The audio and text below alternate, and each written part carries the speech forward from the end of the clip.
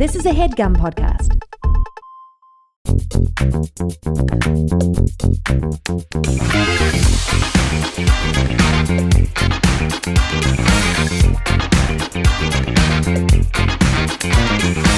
Hello and welcome to Perfect Person, the show where I'm perfect and you're a person.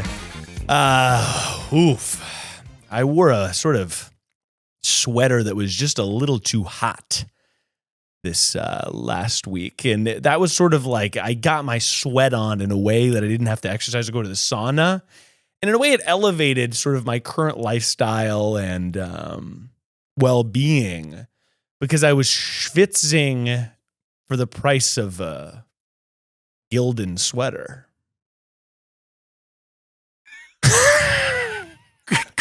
Good for you, man. I feel like that's great. After I deliver my opening, the guest always is sort of confused on what to do with that information, which it's supposed to be an example of how I'm sort of crushing it industry-wise, personality-wise. And the guest is always sort of unclear on what to do with that information. I got the notes that you set up for the episode. It was like, I'll tell a story and then you be perplexed. Yeah. So I'm trying to fulfill that. Yeah, exactly. But I'm here with Michael Cruz Kayne.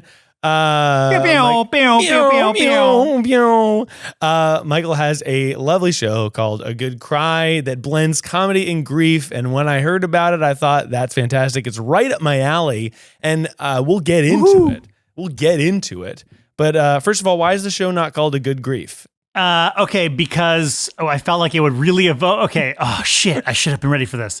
You know what I thought? Here's why. You know what? Actually, fuck you, Miles. Okay, yeah. So here's what I thought. Yeah, you deserve that. That's the fuck you music. Yeah. I thought about, honestly, Good Grief was on the list. Yeah. And I think the real reason is that there's something already called that. Like probably 50 things called that. Yeah, like Peanuts. Charlie Brown is always saying it. What am I going to sue Charlie Brown? You know? No. I don't have the time or the money to sue that guy. He's richer than God. Yeah. He's a fat cat for all I'm concerned about. Oh, yeah. But, well, thank you so much for doing the show. I do appreciate it. And first of all, I think it's important that you know that I have a lot of grief in my life as well. Okay. Yeah. And Should we flip it? We flip it? Should we flip it? This part right here, we'll cut it out and we'll put it out on my podcast. Yeah, exactly. Right. And then we'll get back to it because I know this podcast is exclusively about sweaty sweatshirts. And you love it. And you know everything. And what I love about this is you did the research about my show and you came in and you knew exactly what it was and what you were doing. But not that this is gotcha journalism, but we've met before. Do you remember that? Oh, fuck. Yeah, of course. Wasn't it at the... Yeah, you have no idea, but that's fine. It's because I was below the line and I was a teen at a certain point. You did some shoot that I PA'd for a million fucking years ago, and I was the slate boy, and it was for like an I Love the 90s thing. At UCB, maybe? It was a UCB thing that was like I Love the Aughts or something like that. I don't even remember what it was. I vaguely remember doing that. Yeah. Very vaguely. I'm sure that I was... Remind me if I'm wrong, but I'm sure that I was delightful. I'm sure that you were goofing and gabbing. And I'll say that there were other people there that I was like, not for me, but you were goofing and gabbing and you were enjoying yourself. And you kept making fun of the way I was slating in a way that made me feel seen. So that was nice. You know what? And that's what I'm all about. Yeah. Making the teens feel seen. Teen scene. Teens feel seen. Teen scene. Hashtag teen scene. People still do hashtags, right? It's still really popular. Are you asking me because you think I'm like a young person that knows things about that type of stuff? Yeah, you have like a cool phone. You're looking and you saw my phone on the thing. Don't just look at stuff around the shot and say I know you and I know what you're all about.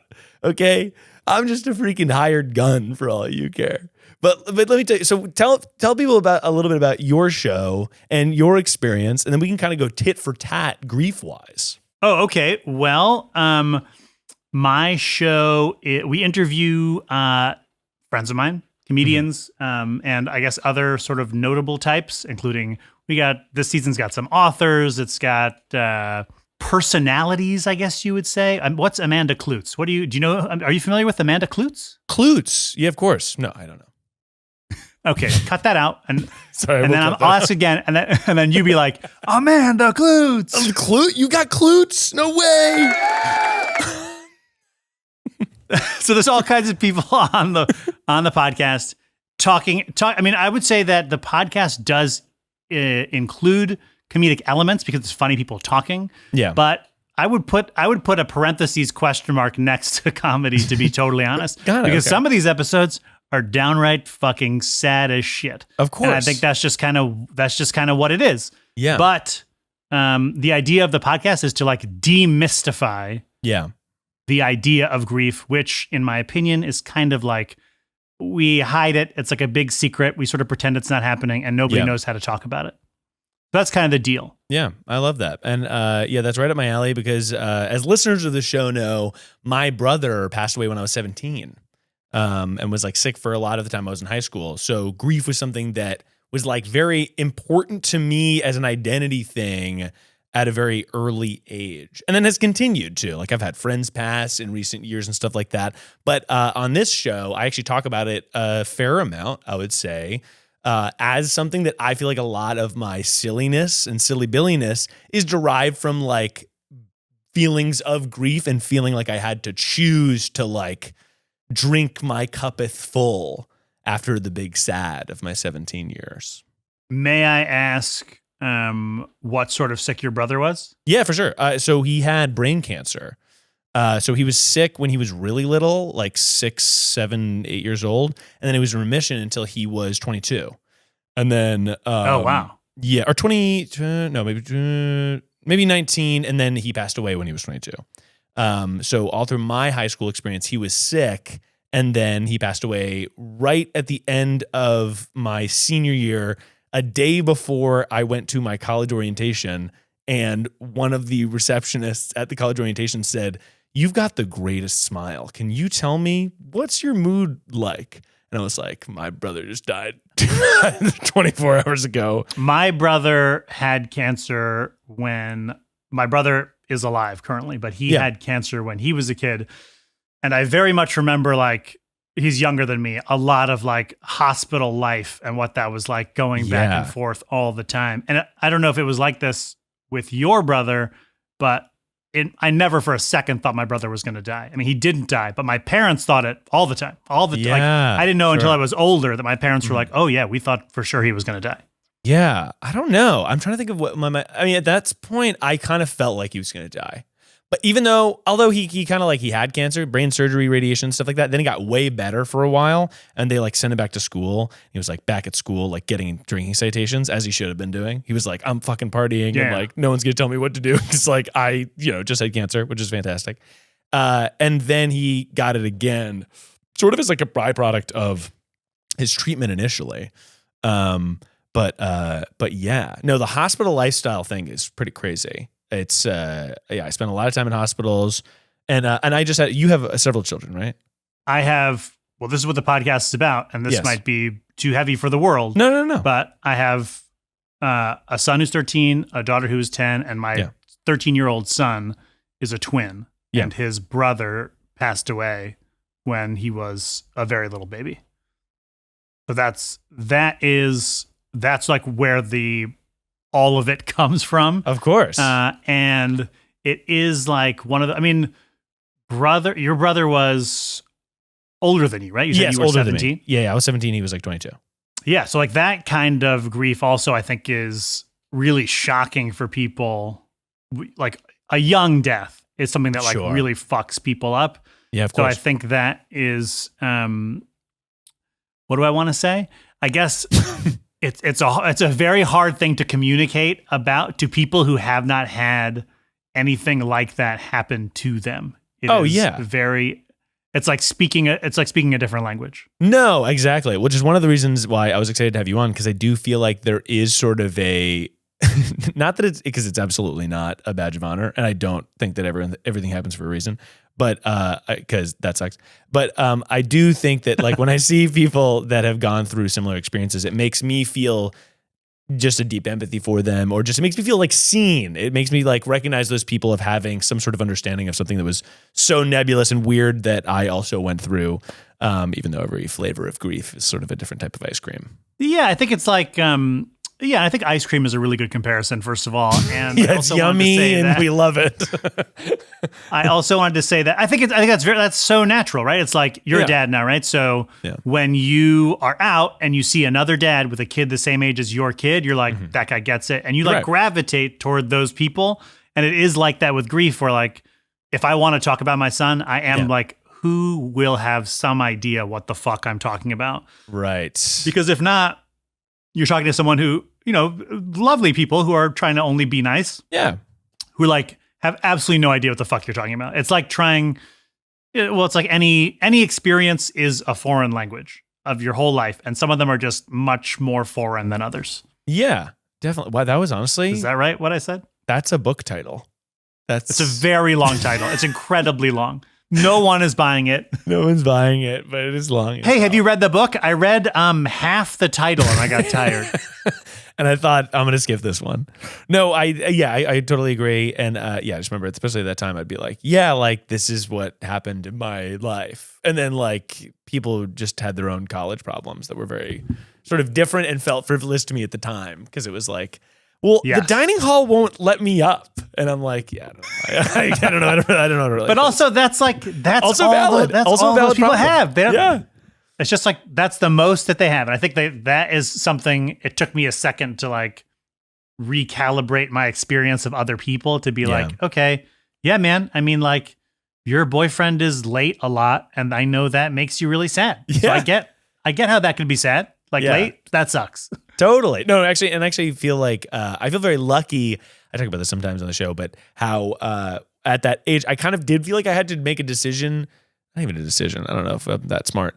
But that I do feel like it made me a more empathetic person instead of the opposite and it making me feel like dark and sad and negative. I felt like that big sad led me to be much more empathetic of everyone's problems, regardless of whether they were like big, deep, death problems or just like a small feeling of weirdness problems. I felt like it just led me to have deeper empathy for everybody. Well, I think that is lovely. And I also wonder how much of that is like you were just predisposed to be like, it sounds like you attribute a lot of your personality, or at least significant parts of your personality, to your brother's illness. But I also wonder if like you might just be a fun, nice person. Honestly? Because I think, you asshole. Because I think that, I don't know. I feel like I know people, and having talked about this in the podcast, and just speaking for myself, I don't think I've become any better in any way. Like, I don't think anything has changed. Oh, no. That has improved me. No, I agree. Where it feels like people learn things. I just haven't. I don't think that I am better off in any possible way. I think I just felt like survival wise, I had to develop empathy. You know what I mean? Like, but I do it always bothers me when people like say like, well, everything happens for a reason. And it's like, yeah, if your life's kind of pretty decent, like, or like if you haven't had this thing where it's just like, fuck off. Like, I don't know. But I fully relate to that. I don't think that any part of it has made me any better of a person, and any sort of like possible little like silver lining that I'm trying to weasel out, I obviously don't care about in the grand context of everything. Yeah, I don't even mean silver lining. I don't know. You understand what I mean? Yeah, we're fighting. No, I'm just kidding. But, this is like our fifth fight of this episode. I know. And let me say this. Yeah. If you've only heard 3 of the fights, that's because 2 of them happened on Patreon. And you got to subscribe to the Patreon, guys. Thank you. You absolutely have to. Yeah, that's right. Because there are some choice fights in there. Did the sweatshirt thing happen here, or did it happen behind the paywall? Honestly, you'll have to subscribe to the Patreon to find out. You'll have to find out in the edit. You cannot rewind this episode. You have to go to the Patreon. That's the only way. Anyway, speaking of the Patreon, everyone should give me a lot of money. No. So you're obviously on the show because people are calling in. You have lots of expertise. People should check out your podcast, A Good Cry / A Good Grief. And because it's really great. And you just launched a new season. But tell the people, because you're about to answer their calls, answer the conundrums, what qualifies you as a perfect person here today to speak to the people? What qualifies me? Okay, so me, if the question's for me? Yeah. As a perfect person, I would say my big thing is I had eczema and I don't really have it anymore. That's kind of my top quality. Through the magic of pharmaceutical companies, which I've always supported. I'm a big Pfizer boy. Everybody knows that. Yeah. I'm a brand ambassador for Pfizer. Yeah. And you like it when they were like, hey, this is for heart stuff. And it turns out, nope. And it's for something else. That's exactly what I like when they're like, hey, this medicine, it's $1 trillion. You need it to live. Oh, then it's $2 trillion. Yeah. Those are my boys. Those are your guys. That's Pete and Dave in this offices down at Pfizer. That's exactly right. Giant shout out to Pete and Dave. Pete and Dave, if you guys, no, you go ahead. No. I'll text them. Well, hey, the phone lines are ringing off the damn hook. So what's up? Oh, that was a response to the phone lines ring. How I was like, whoa, there, it's jarring how much ringing there is. There's a lot of ringing in there. And as always, if you like the show, you can like and subscribe it on Spotify or Apple Podcasts. And if you love the show, consider joining the Patreon, where there's you gotta be on the Patreon. You gotta be on the Patreon. There's a bonus fight from me and Michael. There's extended versions of every single episode, including this one, as well as an exclusive Perfect Person Platinum show that's only on Patreon, where I call back callers that have had conundrums in the past on the show, and they tell me how much I've changed their lives. Oh my God, incredible. Yeah. Incredible. I'm going to subscribe right now. You should. You really should. I'm going to subscribe right now. I'll check. I'll check later and just make sure that you've. I'll check and I'll email you about it. I'll say. Am I right? It's www.miles.com. Oh man, if I could have that website, I'd be a billionaire. If I could have miles.com, I think I'd be swimming in it. We would never see you again. That's how rich you would be. And by the way, yeah, if I make enough money, I'm done. I'm buying an island and just sort of building like a Minecraft server on it. Me too. I'm not going to be tweeting. You won't catch me tweeting. I'm only tweeting now because I'm pathetic. But once I have money, never see a tweet again. Yeah, right. Yeah, no, I don't want to be giving my unsolicited thoughts about the Oscars. Like once I have. That's exactly right. What is this show about? What's happening now? What are we going to do now? We're going to talk to the people on the phones? This is incredible. This is, by the way, you came in, you did so much research for this show, and you've met me before. You don't even remember. You come in and you say, what's this show? Well, first of all, Michael tried to call in yesterday from a hotel. He said, hey, I don't have a microphone or a will to live, but I've got my fucking cell phone and a hotel deluxe Wi-Fi connection. But that's not even the first time. That's a week ago. I said, "Hey, are you going to be here in a second?" And you said, "I live in Brooklyn." You saw there was an address on the Google Meet. No, he was in Brooklyn. He wasn't coming to the studio. No way. I was literally 3,000 miles away from where you wanted me to be. That's right. And my studio's really cool, by the way. It's fun over here. It's flirty. It's are you kidding me? It is so hip. What do you got, a camera? What do you got, a typewriter? Yeah, I got a typewriter. But the two of those things are from very different time periods. But yeah, I do have a camera and I do have a typewriter. No, but isn't there a camera right there next to the typewriter? What is that? Yeah, this doesn't turn on, though. It's just sort of a prop. I see. It's just to establish an ambiance. It's to establish a feel and a look and a je ne sais quoi. But anyway. Did you just check your watch? You did this. No, I really didn't. I was checking the mixer right here. You mean this right here? This is the mixer. Okay. I'm checking that the audio levels are being recorded, and then I'm checking that over there the camera's being recorded. I've got a freaking multi-armed, multifaceted thing going on over here. Okay. Ooh. Okay. So wow. I'm a one-man band here. I'm doing all the bells and whistles over here. Wow, the bells and the whistles and the camera. Yeah, you're really stuck in the camera. But let's take some calls here, and it's going to require me to move closer to you to make sure that this works. Everybody watches this, right? Because the positions you got in to get toward the phone, I would describe as creepy. You did some. Yeah, you mean this? You mean me reaching towards you? You got out of the chair groin first, like you were summoned toward me. Yeah, well, but the people aren't watching this angle; they're watching the camera.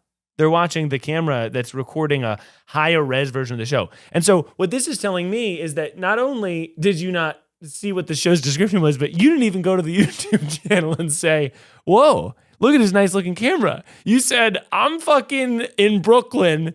1 week passes. I'm in a hotel and I'm not even going to go. I'm such a busy guy that I'm not even going to Google what this is. This could have been a gotcha journalism show where I have you on and I ask you weird when I questions tried about to your butt. join you from the hotel, Yeah. my son was loudly eating a cheeseburger in the background. And I was like, can you just go eat that in the bathroom of the hotel? So he went into the bathroom to eat it. You vanquished yourself. How long did you think this was going to take? You're like, go eat a cheeseburger for an hour and 15 minutes. Once he was done with the cheeseburger, he could come out. He was just eating it so loudly. And then it didn't even happen. And I had to walk into the bathroom where I'd put my son and be like, hey, bro, you don't have to be in here anymore. That's insane.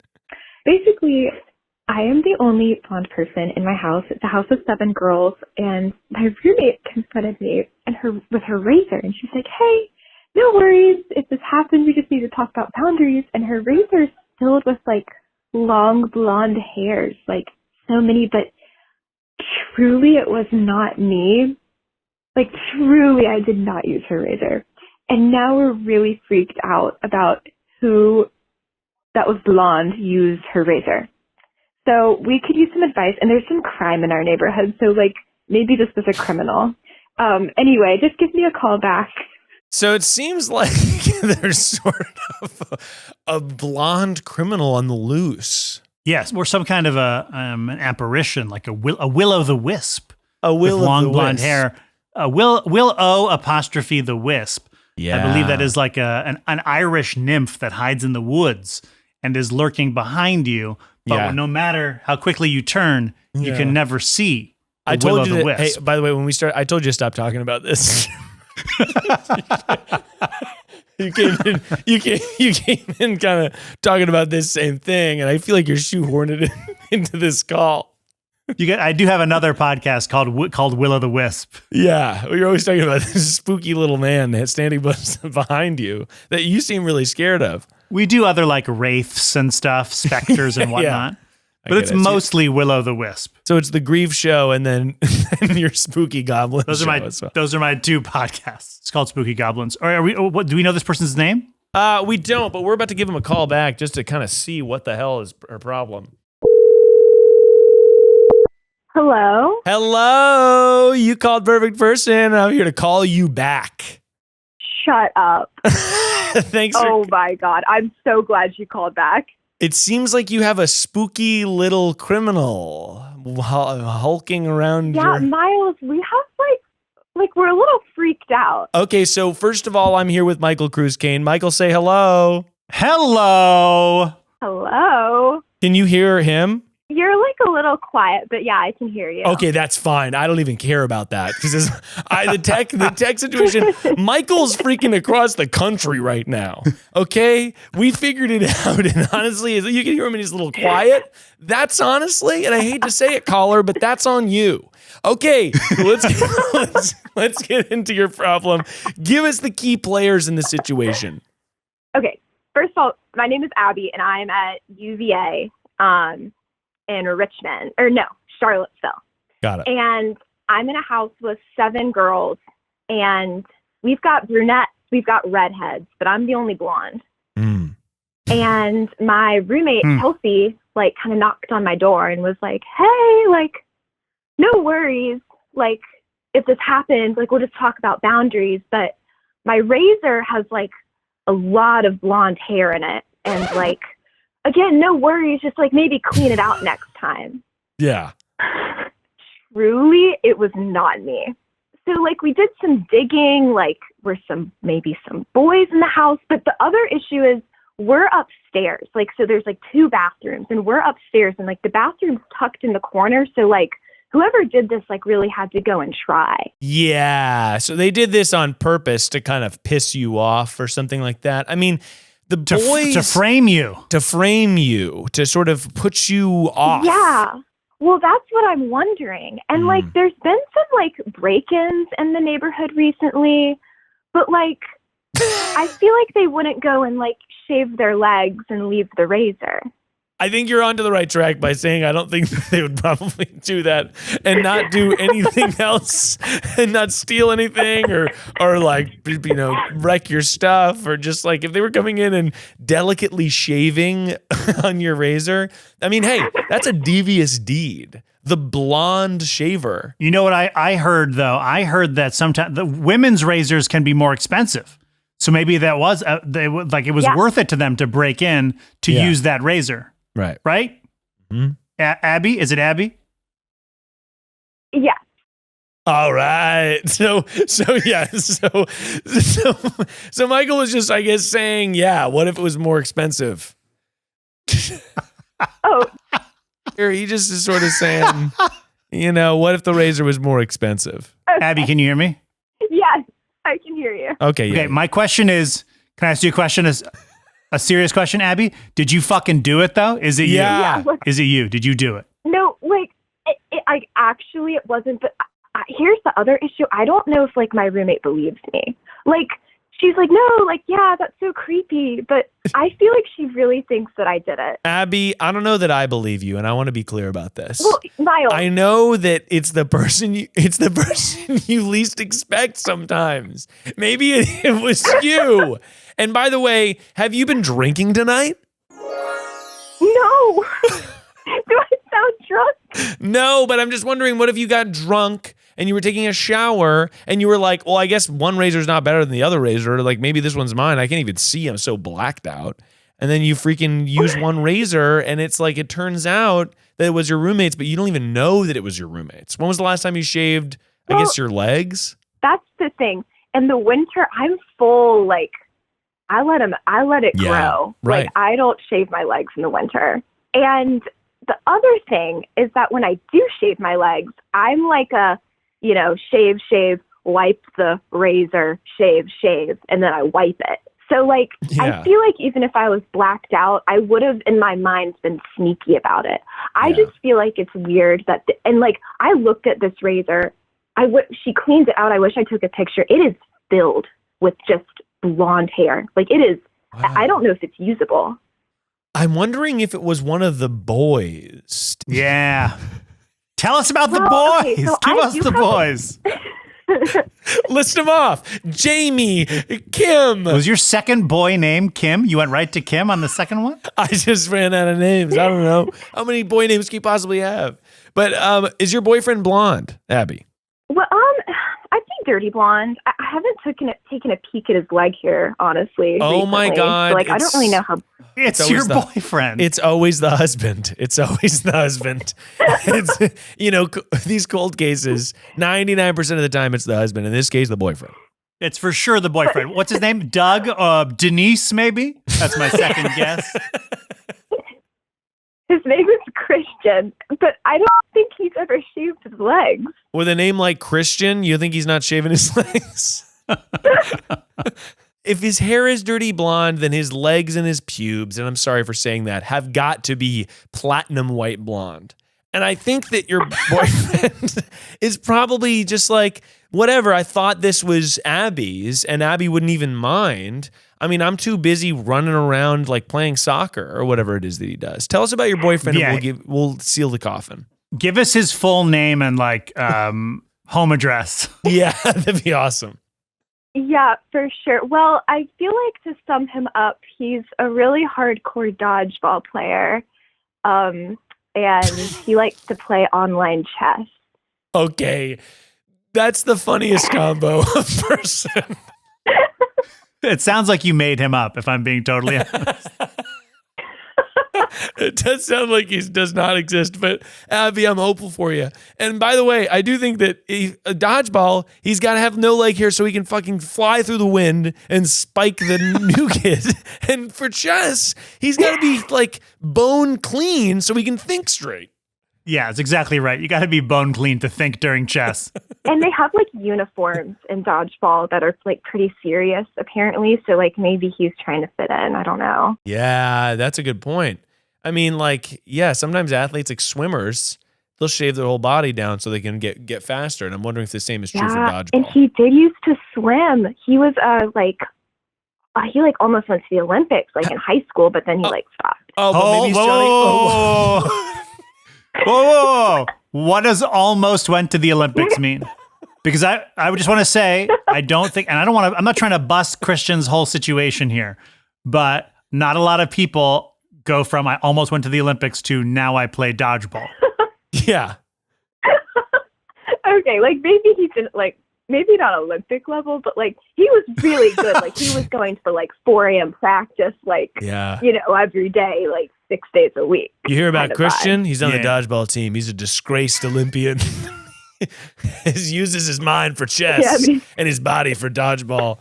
Well, I think that, have you confronted your boyfriend about this and said like, hey, my roommate has this weird razor with all this blonde hair on it. Do you know anything about that?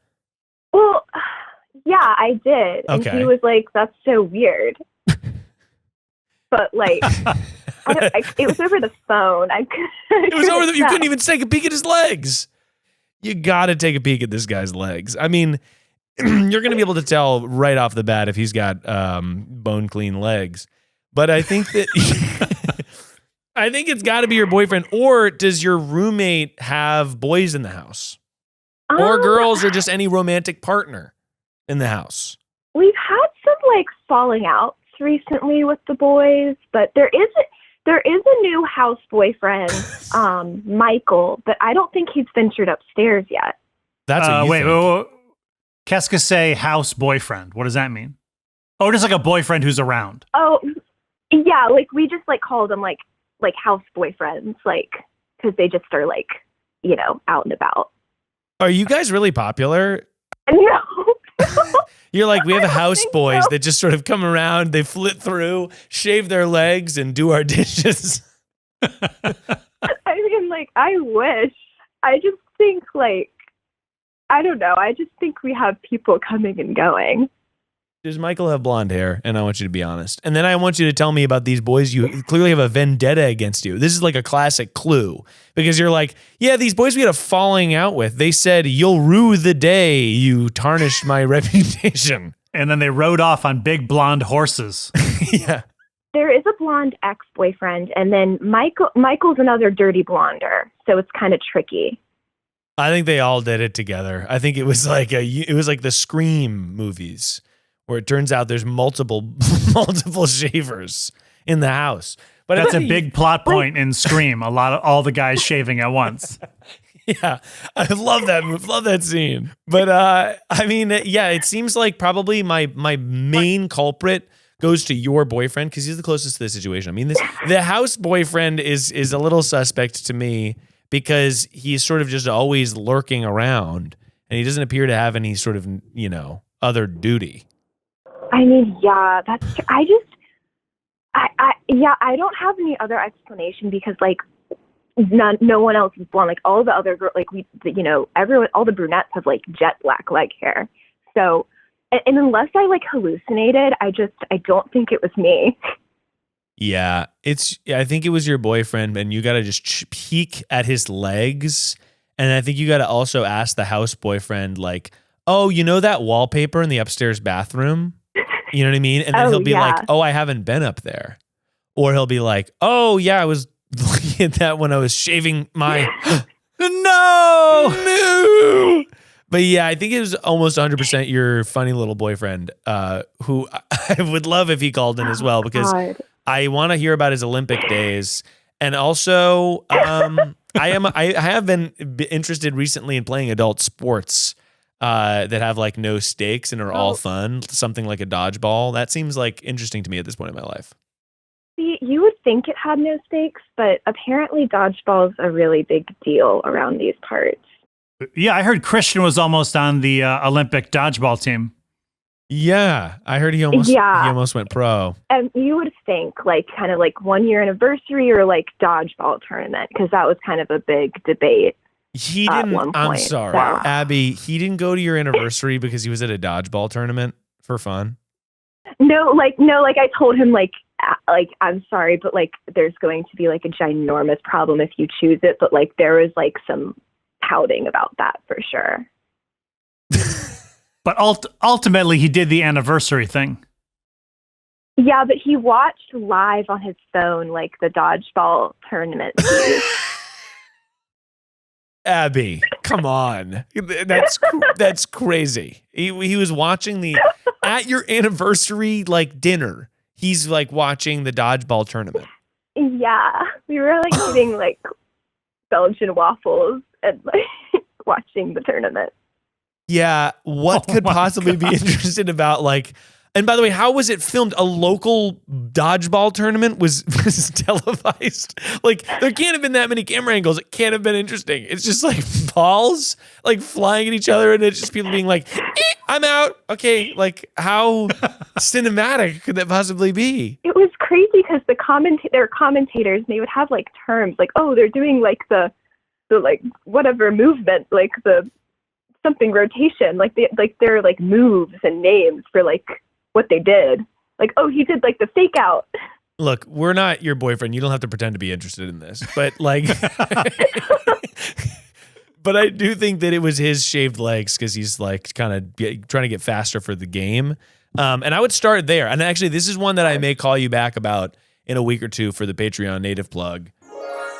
Because I want to hear about if you gather any evidence on who could be the blonde shaver. Yeah. And is your roommate, your roommate's not blonde?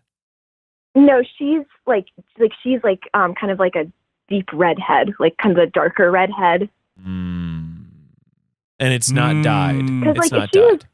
If she was like strawberry, like I'd be like, okay, that's just your own leg hair and you like didn't clean out your razor. But like it is pretty dark red. Like I don't think it was her.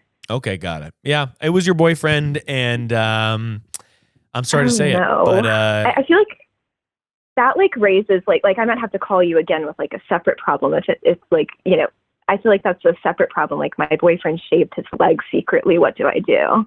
Yeah, that's interesting. It's I think that probably him lying about it's the weirder part, that he could have been like, yeah, I just thought it was yours. I'm sorry.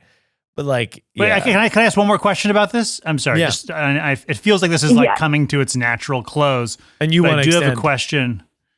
And I want to drag it out. No, I just have one question, which is, Abby, is it at all possible that this was like a Will-O-the-Wisp situation? Yeah, we got to go. Familiar with? Sorry, yeah. he's been talking about this. I cannot get him to stop talking about these gremlins. He keeps bringing it up over and over. I guess he had an incident with a gremlin or something. Yeah, this is classic Michael. Oh, like a ghost? Abby, we've had a couple... Abby gets it. You had a couple what? Ghosts? Like... No, we've had a couple of like weird things go on. Like I don't know, like a window was open one morning, and we were like, "Well, I don't remember any of us doing that."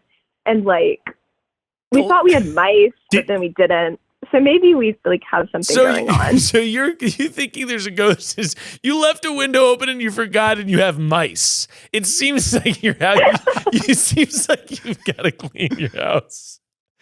Abby, do you ever have a feeling that like there's somebody there, but you turn and look and you can never see them? You never see them no matter what you do. Oh, here we go. Yeah, come on. Because that's a Will-O-the-Wisp. Yeah. And they might have to shave too. They might have to shave too. And that could be it, but he's been bringing this up since day one. Anyway, Abby, thanks so much for calling in.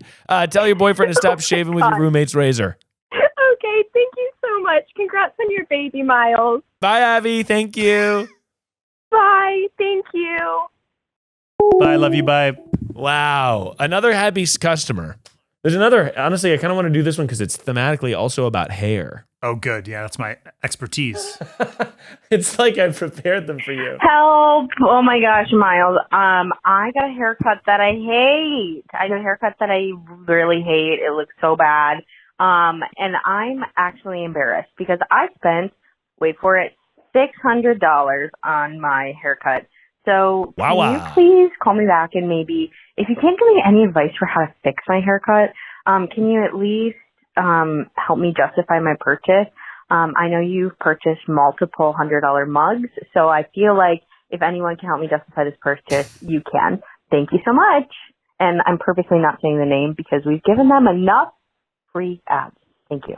Wow, putting me on blast for my mug purchases. You know about the temperature sensitive mugs? Oh, no. Don't shake your head yes and sort of say no. Come on. You're getting me all excited about it. It's a mug that keeps your coffee exactly the temperature you want it to be. Hundreds of dollars?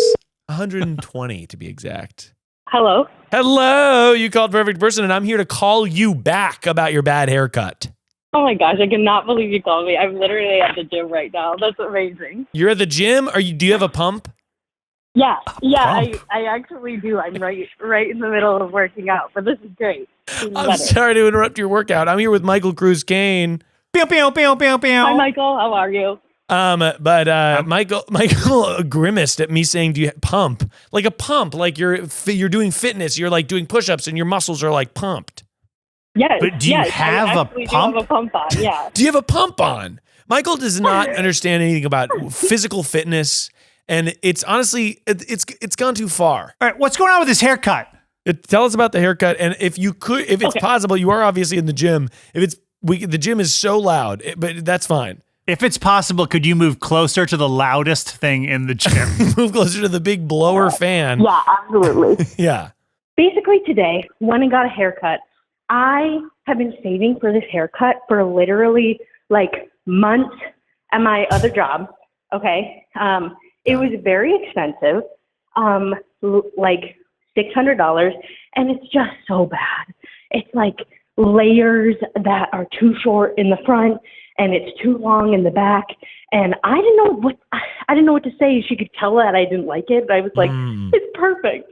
And then cried in my car. So I don't know what to do. So what did you tell her that you were looking for? And first of all, I know that obviously men's haircuts are very cheap compared to women's haircuts, but $600 feels like a pretty penny to pay. Oh, yes, you would think. But I also got it colored. So it's not just a haircut.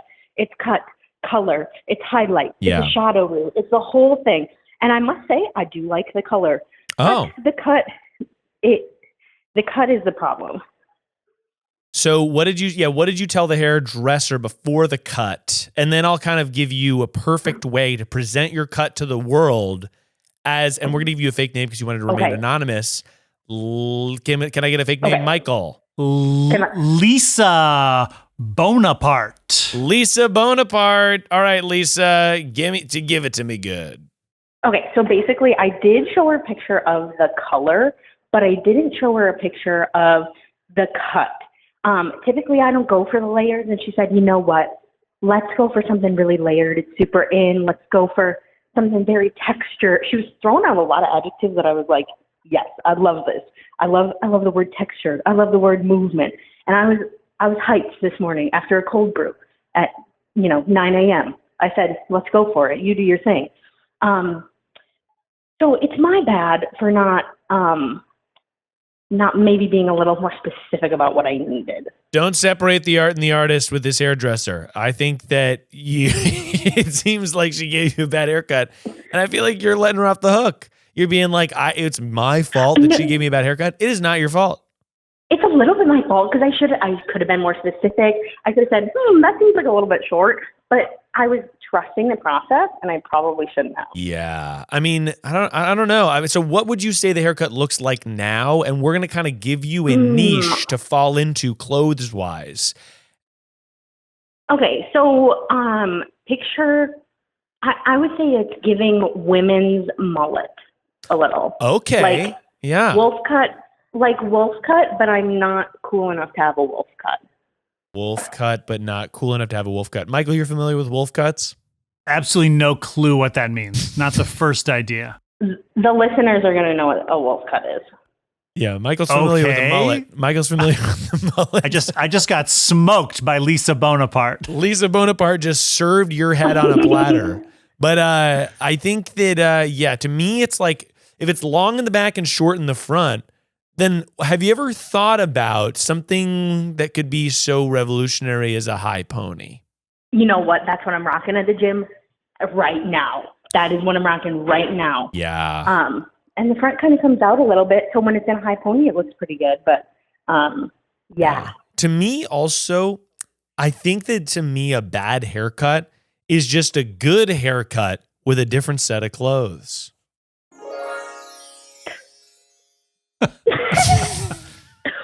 Or, yes, I like that enthusiasm. Or, you know what, I could just be a claw clip away from a solution. Yes. Now, sometimes when I get a bad haircut, all it takes is a scissor and me cutting off one big chunk of my hair for it to actually look good.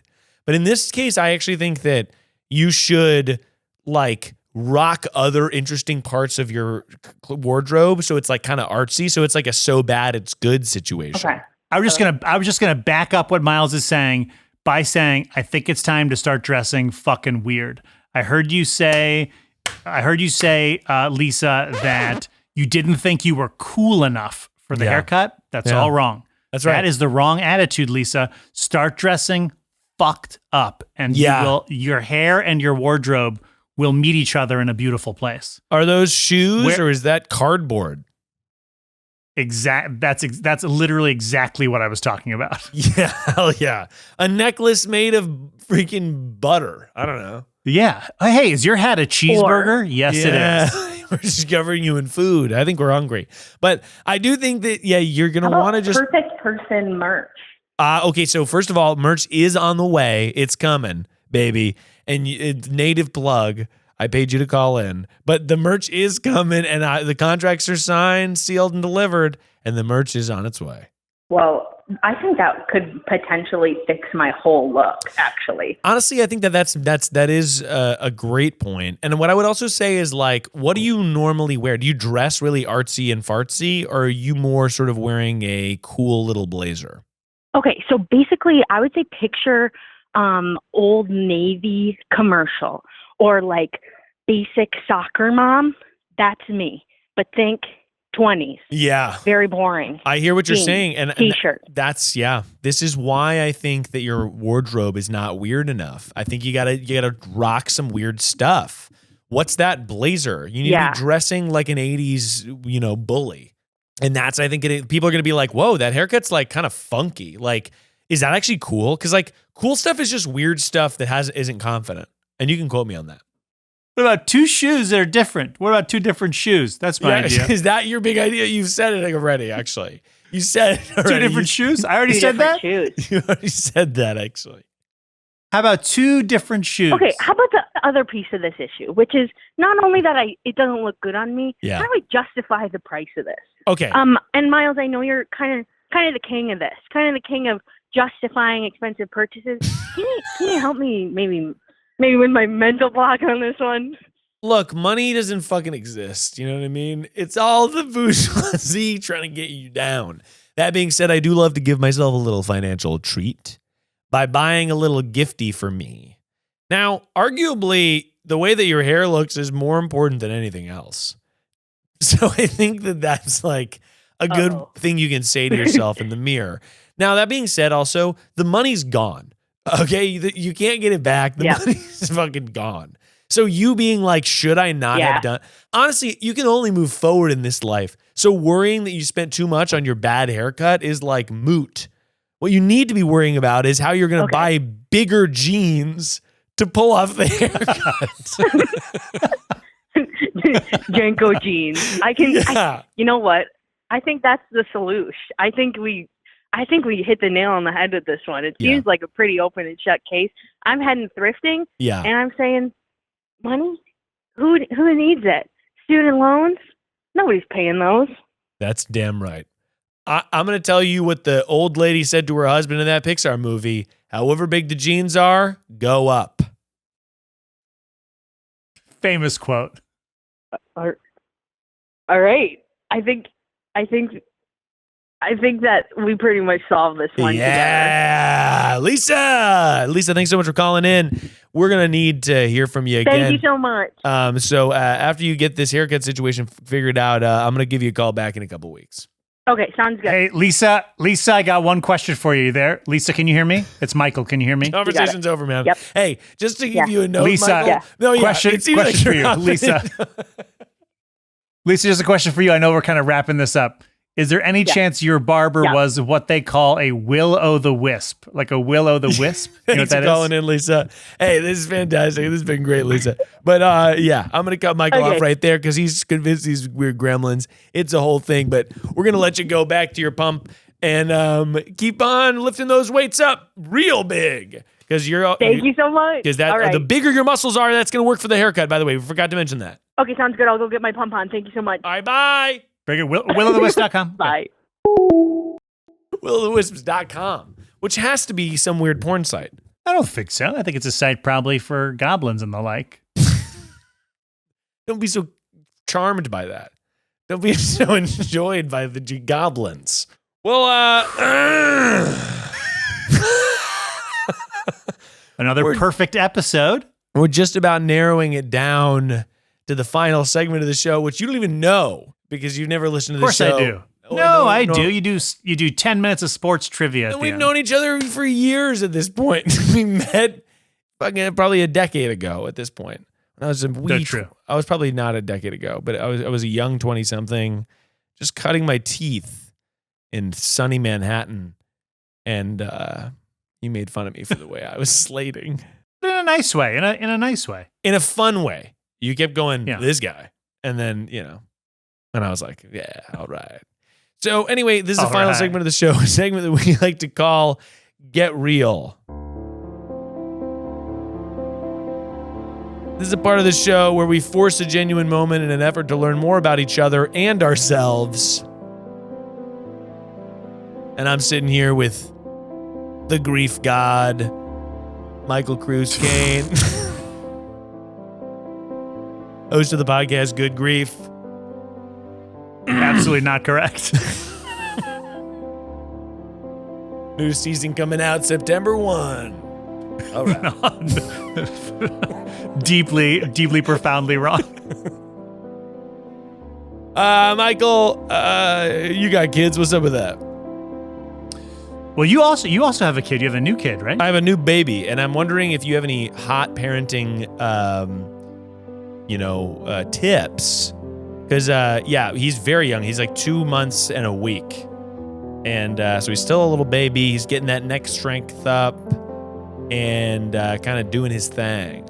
But, it's pretty wild. Anyway. I guess if I had to think of tips at that age. Yeah. What I would say is protect each other's sleep. Definitely. Mom and dad protect, like, so if she's sleeping, like, nothing can possibly happen while she's sleeping. Big time. That will make me wake her up, and vice versa. Yeah, Otherwise, if you are tired, you will be fighting about stuff you haven't even... You'll be fighting about stuff that you can't even imagine fighting about right now. Yeah. No, I that's find one. That's one. That's good. It's real good. I didn't mean to cut you off. Go ahead. And then number 2 would be, and this is genuine. Yeah. Forgive yourself. You're going to make a lot of mistakes. Yeah. And don't carry them with you forever. Everybody's messing it up. Yeah. What's that? I think it's Philip Larkin, the poet. They fuck you up, your mom and dad. They don't mean to, but they do. And just like, that's what it's going to be. There will be some way in which you ruin your child and there's nothing you can do about it. Yeah, no, I love that mentality. I think that, like, I say this all the time recently, but we are so stumbling through it and just trying to figure it out and trying to do the right thing and all that stuff. I don't know how people get through it and then feel like they're confident enough to be very specific about how it should be done. Yes, I agree with that. I loathe that kind of... the parenting might be fine, but when other parents talk to me about, like, we did this and it was right, no, I'm like, oh, I can't wait for it to all fall apart for you. Yeah, no, because it's just like, I have no fucking idea, but also neither do you. Like, you know what I mean? Yeah. Like, it's like, or to people who are trying to, like, give weird advice that's like, not even weird advice, because advice it doesn't bother me. It's more just like, oh, you did that? Like, that's a little soon for whatever. Or it's like, oh, he should be X, and it's just like, I don't fucking know. Like, this is all so foreign to everybody. Like, I don't know. It's just all, everyone's one thing. But yeah, we're trying to protect each other's sleep. That's big. I also just like, I'm trying anything I can to get Sarah some nanny help and stuff like that, because she's an actress. She's a performer. My wife's Sarah. You wouldn't know this. But she's you're just a hired gun. You know, we'll never see each other again. But she's a performer, she's a creative, and I'm trying to get her some nanny help so she can get back to doing that stuff too, because she's also been locked up for 9 months cooking this thing, and I want to make sure she gets the opportunities to do whatever she wants. I think that's really a lovely thing to do, and I hope that you do that for each other. You know what I mean? Because you're parents, but you're also aspiring artists, etc., etc. You got to keep those flames up burning. Yeah, for sure. Aspiring. Wow. But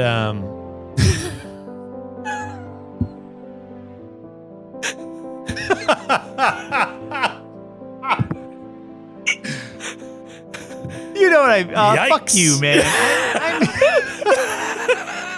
I mean, like you have further aspirations. You have more. Yeah. That's what I mean. That's right. Okay. That's enough of that. Michael, thanks so much for doing the show. You were an absolute delight. I'm sweating from laughing. Oh, good. Me too. Oh, wait, I wanted to plug one other thing. Can I do that? Is it too late for that? Is this over? You didn't record any of this, did you? Well, I figured we'd do one test one, then we'd do one next week. Yeah, what do you need to plug? Your TikTok, your Instagram, what is it? Okay, you're screaming at me. I'm also doing an off-Broadway show starting April 28th. April 28th to June 4th. Yeah. I have a one-man show called Sorry for Your Loss, produced by Audible at the Minetta Lane Theater. Come check it out. That's awesome. Oh, wow. I'll have to come see it. You can comp my ticket and stuff, and I'll just come on down. Absolutely. Well, I'll do it just for you. Yeah. Just for Theater of One. Yeah. It's sort of like, and what's the show is about similar things that your podcast is about, I'm guessing. Yes. The show is called Sorry for Your Loss, and it is very much about grief. That's awesome. Dude, yeah, I love that. Thanks, yeah, content about grief makes me feel seen. Truly my favorite stuff. I know I'm trying to like, it's hard too, because I just shot a short film that was kind of like inspired by one of my best friends passed away. And it was inspired by our relationship. So it was very autobiographical. And I felt like working on that made me feel way closer to her, but also like it just also brings up all the shit. You're like reliving feelings and stuff like that. So that's wild. Have you experienced that? Or, you know, I'm guessing you. Yes, absolutely. And I think also like another part of it that's complicated is that it, like the act of doing it becomes so precious. You're like, I want to make sure that like you have this friend that you loved, and you're like, I want to make sure everything I say in this is like not fucked up. I'm not like trying to like getting a cheap laugh or whatever at the expense of the memory of this person that I love. Yeah, no, totally. That part is also tricky. Well, go check out Good Grief / A Good Cry. Michael's podcast, A Good Cry. And thanks for doing the show again. Any social handles you want to plug, or do you not want to be found on the internet? You can find me at Cruz Kayne on Instagram and on Twitter, and just Michael Cruz Kayne fully on willowthewisp.net. Thanks for listening, everybody. As always, remember that perfection is only a call away.